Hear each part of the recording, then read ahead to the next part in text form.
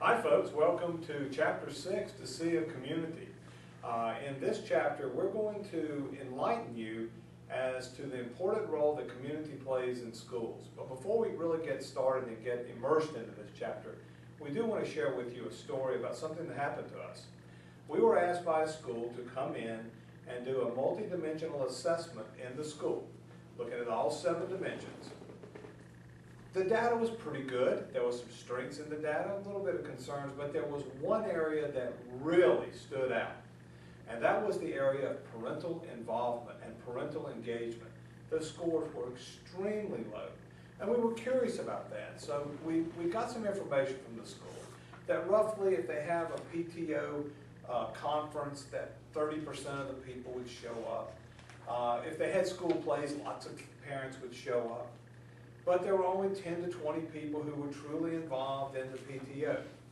As we dug deeper into just gathering a little qualitative information to help us understand this, what we found out is that when parents were invited to the school, they were invited to act as filers.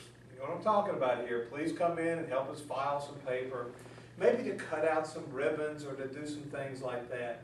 But they were not really asked to come and participate in the school. And once again, we're curious kind of guys. We want to know, well, why is this occurring?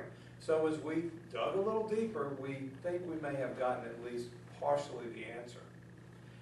There were 12 parents or grandparents in the school who had been ordered by the court, all of you know what I'm talking about here, to not have contact with students.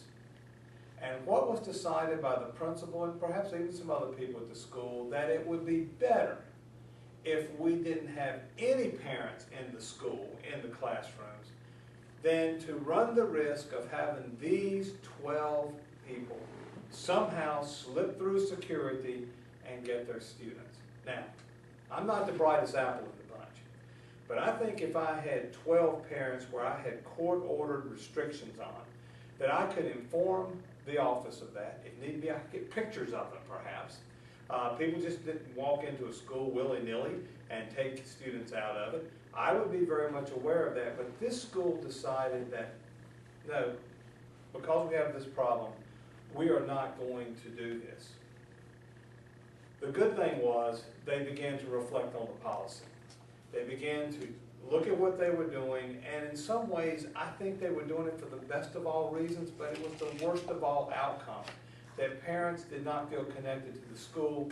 This school decided to change that, to begin working on it, and I think they had a lot of success the following years in greatly increasing the next year their parental involvement in the schools. And as you will learn, parental involvement matters greatly in enhancing student achievement. In this chapter, we're going to go over some things that I think you'll find pretty interesting. We will share with you the work of Epstein and others to illustrate why parental involvement is so important in the life of the school.